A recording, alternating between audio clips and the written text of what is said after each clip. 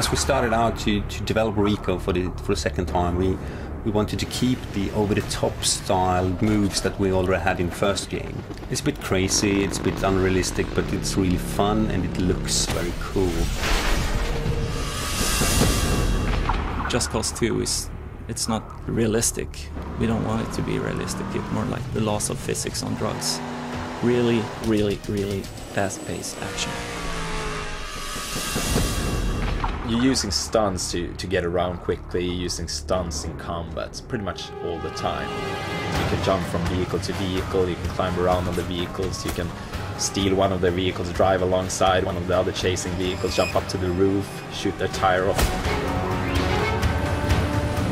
Maybe plant C4 on their roof, then jump to another vehicle and set it off.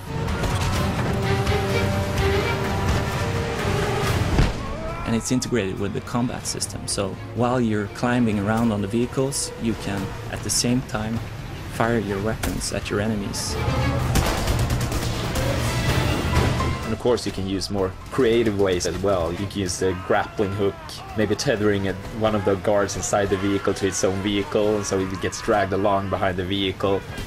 What happens if you tether the car to one of the statues that you pass along the way?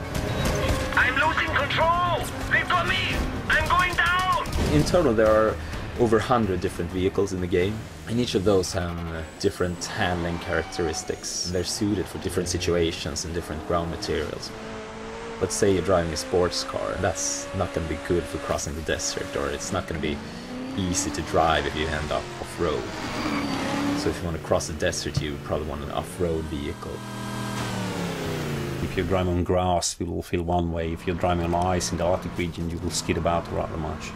And even the weather system is affecting this as well. So if it starts to rain, the tarmac on the roads will get a bit slippery, and the grass will be even more slippery. We have a quite advanced real-time damage and deform system for the vehicles. So you're going to see parts flying off in real time, you're going to see it deform in real time, and that also influences handling. If you damage the engine, it's gonna start to sound weird and go slower. You can of course blow tires, and that's gonna make it difficult to control. We want it to be over the top, we want it to be crazy, so you can do really, really stupid stuff here. You can drive faster, you can brake harder, you can accelerate faster than any real world car can.